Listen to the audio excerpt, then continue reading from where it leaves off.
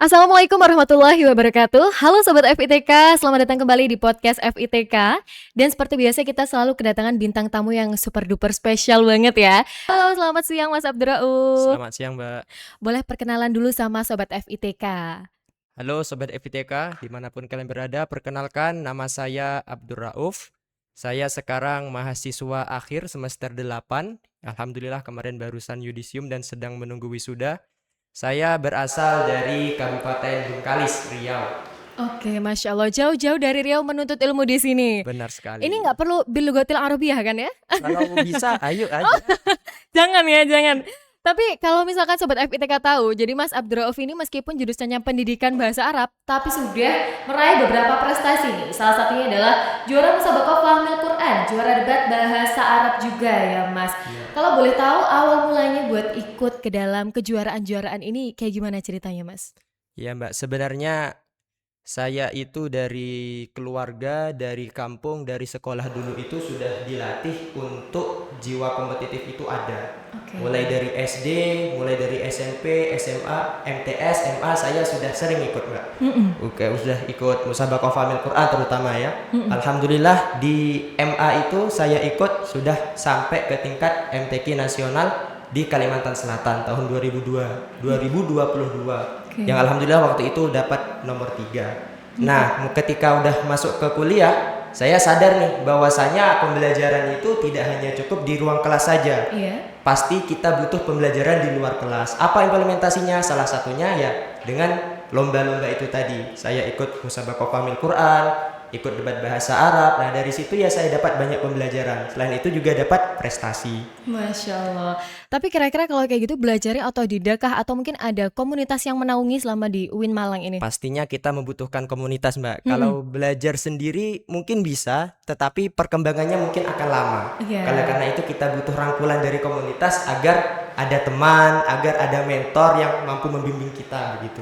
Oke, kalau gitu komunitas apa yang diikutin selama di UIN Malang ini Mas? Di UIN Malang ini saya untuk komunitas lomba-lomba kompetisi saya ada 2 komunitas yang saya ikutin Mbak. Yang pertama yaitu Alkindi. Apa itu Alkindi? Alkindi itu ialah komunitas khusus mahasiswa PBA yang berguna untuk mengembangkan potensi kemampuan bahasa Arab mereka. Nah dari komunitas inilah saya belajar debat bahasa Arab Mbak hingga mencapai beberapa prestasi gitu. Nah untuk Musabaqah Fahmil Quran sendiri itu saya tidak ikut komunitas tetapi saya membangun komunitas. Karena waktu itu saya lihat di UIN Malang ini punya potensi Musabaqah Fahmil Quran itu yang banyak SDM-nya, tetapi belum ada satupun komunitas yang menaungi. Oleh karena itu saya sama beberapa teman saya berinisiatif untuk membangun yang namanya El-Faqih. El-Faqih ini untuk ya mengembangkan potensi-potensi teman-teman mahasiswa di bidang Musabaqah Fahmil Quran. Oke, El-Faqih namanya komunitasnya ya. Berarti Mas ini termasuk salah satu founder daripada El-Faqih ya? Benar sekali. Itu berarti udah berapa tahun Mas berdirinya komunitas El-Faqih ini? El-Faqih itu berdiri awal tahun 2024 Mbak. Oke, berarti udah jalan hampir 2 tahun ya sekarang? Iya benar. Ada berapa pengikut tuh Mas? Ada berapa peserta di dalam komunitas ini? Lumayan ada puluhan. Wah, Masya Allah, dan semua itu bergelut dalam bidang debat Dalam bidang bahasa. kalau untuk El-Faqih khusus Musabaqah Fahmil Quran, cerdas cermat ke Al-Quranan. Oke, jadi yang jadi mentor jenengan juga? Salah satunya saya Masya dan teman-teman Allah. saya. Oke. Berarti kan sekarang kesibukannya mungkin udah ada jadi founder, kemudian di Alkindi juga ikut, kejuaraan juga ikut. Itu gimana cara ngebagi waktunya Mas antara akademik kemudian non-akademik juga? Ya pastinya semua sudah teratur Mbak ya. Waktu kuliah itu merupakan waktu yang harga mati lah. Pokoknya maupun komunitas, walaupun ada waktu kuliah, utamakan dahulukan waktu kuliah dulu. Jangan sampai komunitas kita itu melanggar waktu kuliah kita. Karena tujuan kita kesini ke apa? Untuk kuliah, untuk belajar, menyelesaikan sarjana kita. Adapun untuk komunitas, Alkindi, El-Faqih itu hanya penunjang saja. Jangan sampai mengganggu gitu. Iya betul.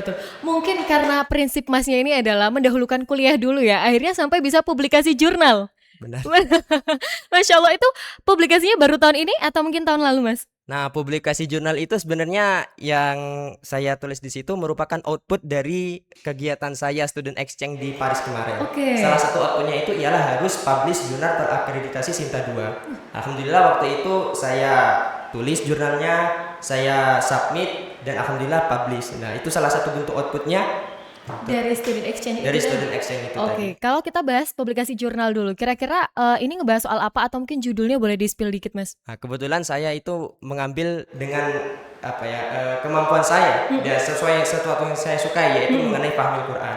Oke. Saya waktu itu membahas terkait bagaimana soal-soal pada faham Al-Quran itu mampu meningkatkan kemampuan berpikir kritis peserta faham Al-Quran tersebut.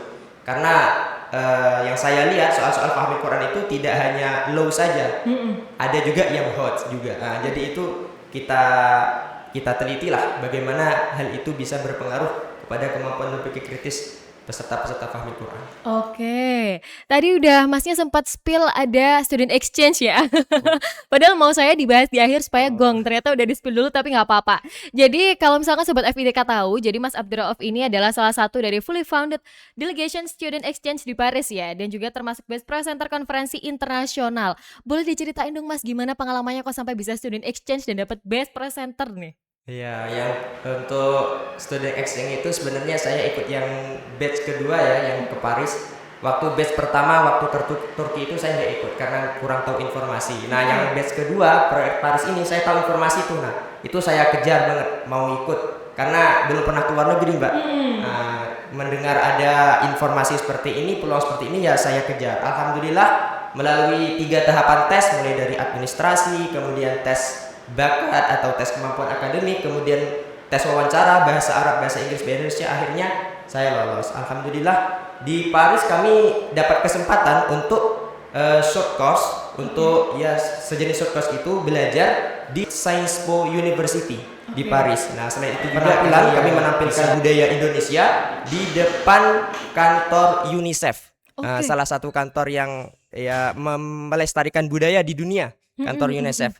Kemudian kami juga tampil di KBRI dan juga ya pastinya kita city tour.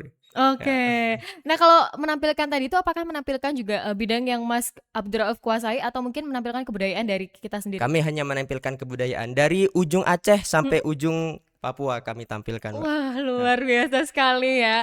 Tapi ada nggak sesuatu yang berkesan selama ada di Paris gitu? Sesuatu yang berkesan ketika saya di Paris itu, satu, saya bisa mengunjungi stadion PSG. Semenjak saya kunjungi stadion PSG itu 2 kali PSG juara Liga Champions berturut-turut. Berkah dari Mas ya, jangan-jangan ya. Ya, mungkin ya. Oke, selain itu ada lagi mungkin Mas? Selain itu, saya bisa merasakan bagaimana vibe Islam di sana, Mbak. Karena kebetulan kami waktu itu menginap di salah satu hotel yang dekat dengan masjid. Kami merasakan bahwasanya di sana itu memang Islamnya minoritas. Akan tetapi semangat mereka untuk beribadah, semangat mereka untuk mengaji, belajar agama itu sangat tinggi sekali. Mereka di sana sangat dibatasi. Masjid itu tidak terbuka 24 jam. Masjid itu hanya terbuka selama 5 waktu sholat saja. Setelah waktu sholat selesai harus ditutup. Akan tetapi selama waktu sholat itu selalu penuh. Mereka sangat semangat. Bahkan sholat Jumat saja hanya sampai dibikin 2 kloter. Karena saking antusiasnya mereka. Meskipun dengan keterbatasan yang ada di sana ya. Oke. Selain itu mungkin setelah Mas belajar di sana kan ada beberapa keterbatasan di situ. Apa yang menurut Mas paling challenging atau jadi tantangan utama Muslim yang jadi minoritas di Paris itu? Ya mungkin ini saja sih, rasisme. Yang saya dengar dan kita baca-baca di internet, rasisme di Eropa khususnya mungkin di Paris masih banyak, sehingga ya harus lebih berhati-hati lagi kita, khususnya orang-orang Islam yang ada di sana dalam bersikap, bertutur kata, karena kalau salah-salah ya bisa dihujat, bisa dirasis sama orang-orang asli sana. Sesuatu yang tidak ya. Benar tentunya. Oke.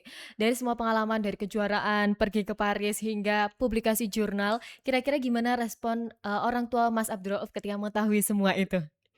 Ya, orang tua saya ya salah satu tipe yang tidak terlalu suka memuji. Cuman kalau kita lihat dari respon mereka secara sikap, sepertinya mereka sangat bangga sekali.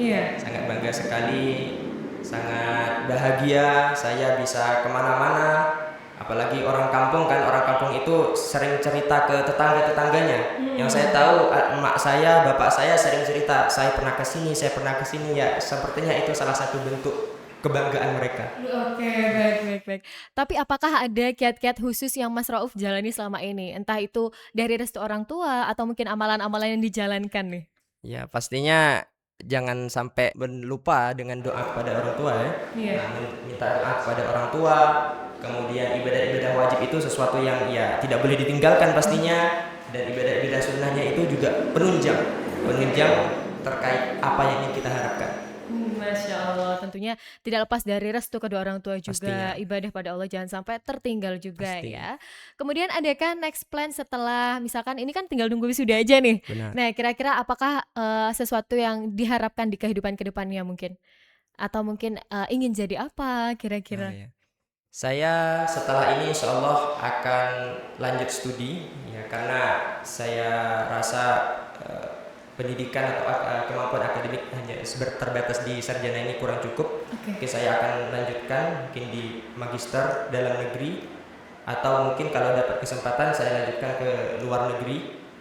Kemudian untuk next stepnya, saya sangat dari dulu saya cita-citanya itu ya mau jadi tenaga pendidik di perguruan tinggi, ya mau jadi dosen. Iya. Ya semoga lah ini bisa tercapai. Amin ya rabbal alamin. Kita doakan bersama-sama ya sobat FITK, semoga suatu saat Mas Rauf bisa mencapai cita-citanya. Amin. Tapi apakah ada satu mungkin closing statement buat sobat FITK? Kira-kira kan pasti orang-orang memandang aduh insecure banget ya lihat Mas Abdurrauf ini udah pergi jauh ke Paris, udah publikasi jurnal, ikut kejuaraan, jadi kebanggaan orang tua. Ada nggak pesan-kesan yang ingin disampaikan untuk sobat FITK yang lagi nonton podcast ini? Ya, pesan-pesan saya untuk teman-teman yang menonton podcast ini, intinya bersungguh-sungguhlah dan fokus dalam satu hal, satu tujuan. Karena dengan sungguh-sungguh itu apa yang kalian harapkan itu akan terwujud. Oke, pesan yang singkat tapi cukup bermakna juga ya. Kalau gitu karena keterbatasan waktu, terima kasih banyak Mas Abdurrauf sudah berkenan hadir di Sama-sama. podcast FITK hari ini. FITK UIN Malang, we We serve serve your your academic academic journey. Oke, terima kasih banyak Mas Abdurrauf. Kalau gitu sampai jumpa lagi Sobat FITK. Wassalamualaikum warahmatullahi wabarakatuh.